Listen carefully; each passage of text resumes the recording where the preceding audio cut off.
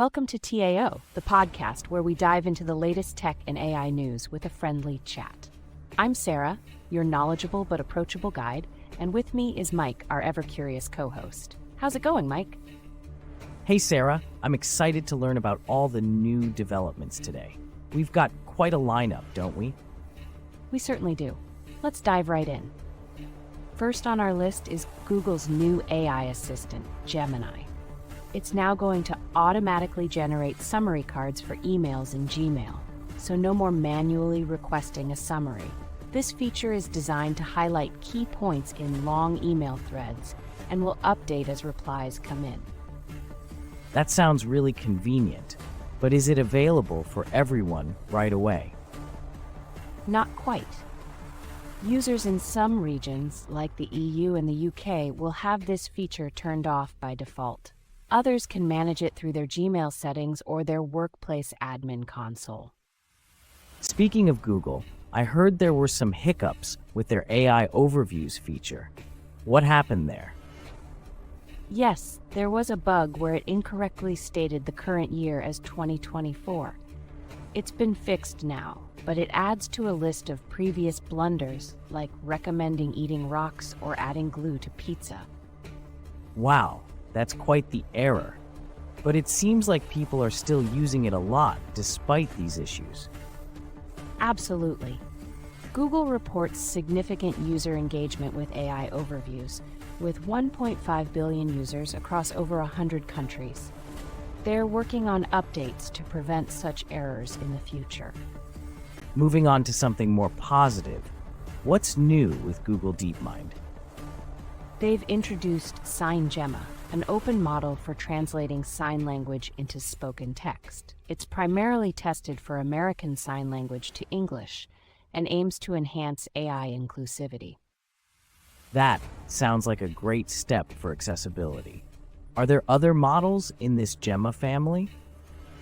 Yes, there are several, including Gemma 3N for multimodal input and Dolphin Gemma for analyzing dolphin sounds.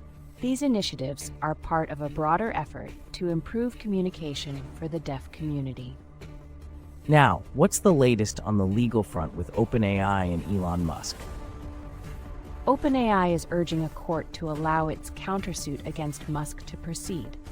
They accuse him of fraudulent business practices, alleging that his takeover bid was a sham for media attention. That sounds intense. How does this relate to Musk's initial lawsuit?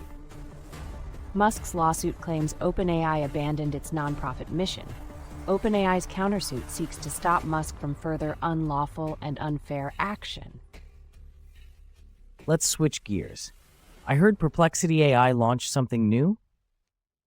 Yes, they've introduced Labs, a tool for pro subscribers that transforms user prompts into fully developed projects, like reports and web apps. It's like having a virtual project team. That sounds powerful. How does it work? Labs uses AI for in-depth research and analysis, creating structured outputs. It's available on web, iOS, and Android, with Mac and Windows support coming soon. On the hardware side, what's happening with Cerebras?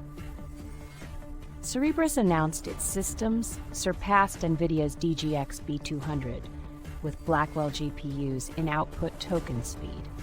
They achieved over 2,500 tokens per second, significantly outperforming NVIDIA's 1,000 tokens per second.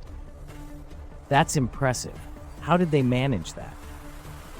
They utilized their wafer-scale engine technology, specializing in AI inference. This led to a partnership with Meta for faster inference access. And what about DeepSeek? DeepSeek released a distilled version of its R1 reasoning model built on Alibaba's Qwen 3.8b.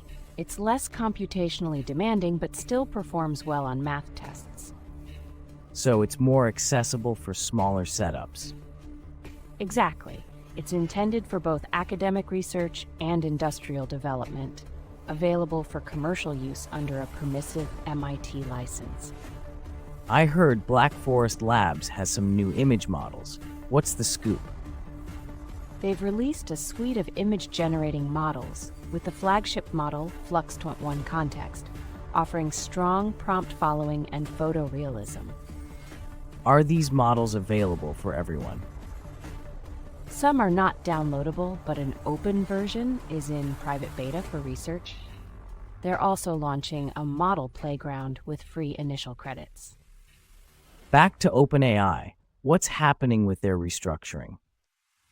Delaware's Attorney General is hiring an investment bank to evaluate OpenAI's proposed restructuring from a nonprofit to a for-profit entity. This is to help attract new investment and possibly go public. Sounds like a big move. Could this complicate things? It might, as the independent assessment could prolong the transition. Regulators are scrutinizing the equity the original nonprofit will receive. I heard Grammarly received a big financial boost. Can you tell us more? Yes, they've secured a $1 billion commitment from General Catalyst.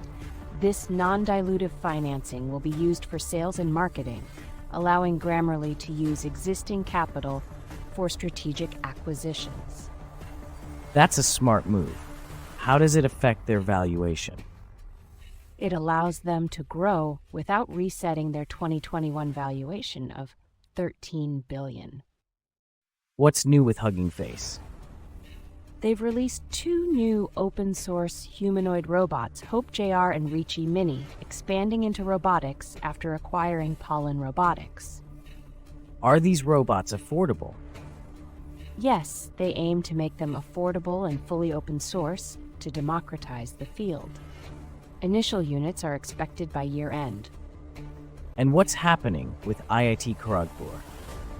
They've signed an MOU with Singapore's Institute of Microelectronics to advance semiconductor research and talent development. This collaboration focuses on areas like AI hardware and chip packaging. Sounds like a strong partnership. What do they hope to achieve? They aim to build a resilient and innovative semiconductor ecosystem through international cooperation. How about the India AI mission?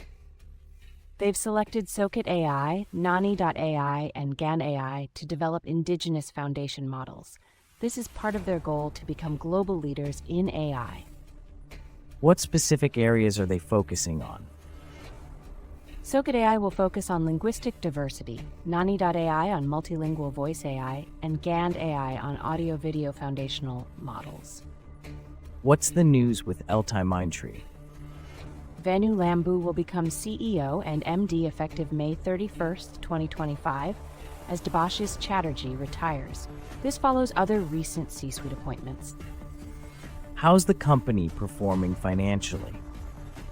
For Q4 FY25, they reported a 2.6% year-over-year net profit increase and a 9.9% YoY revenue rise.